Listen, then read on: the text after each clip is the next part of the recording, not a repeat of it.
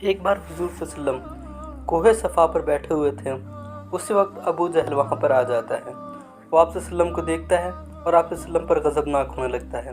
उसने आप सल्लम को बहुत ज़्यादा गालियाँ बकी और बुरा भला कहा, लेकिन आप सल्लम सब्र और तहम्मुल के साथ बैठे रहे। उन्होंने एक लफ्ज़ भी अबू जहल को कुछ नहीं कहा।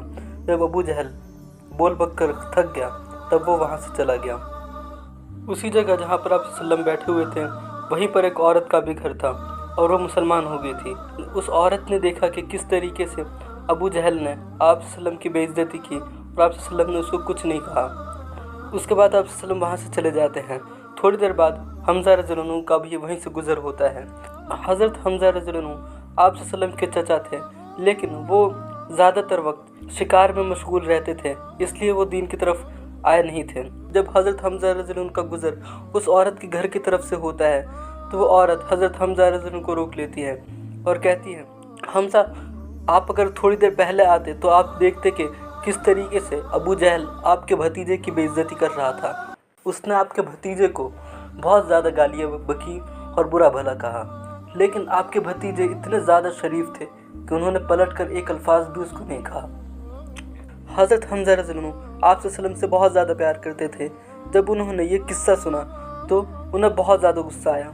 हज़रत हमज़ा रज़ियल्लाहु अन्हु चूँकि शिकार से लौट रहे थे, इसलिए तीर कमान उनके कंधे पर था और हाथ में तलवार थी। वो सीधा कोहे सफ़ा से उतरते हैं और खाने काबा की जानिब आते हैं। खाने काबा के सहन में अबू जहल अपने दोस्तों यारों के साथ बैठा हुआ था और हंस रहा था। हज़रत हमज़ा रज़ियल्लाहु अन्हु उसके पास पहुंचते हैं और कहते हैं कि तेरी हिम्मत कैसे हुई मेरे भतीजे की तौहीन करने की। उसी वक्त अपने कंधे से कमान निकालते हैं और हाथ में पकड़ते हैं और खींचकर अबू जहल के मुंह पर मार देते हैं। अबू जहल को जब अचानक इतनी ज़बरदस्त चोट लगी तो पीछे गिर जाता है। हज़रत हमज़ा रज़ियल्लाहु अन्हु सबके सामने कहते हैं, सारे काफिर उस वक्त बैठे हुए थे, कहते कि लो, मैं आज से मोहम्मद के दीन पर ईमान ले आया, मैं मुसलमान हूँ, तुमसे जो हो सकता है वो कर लो।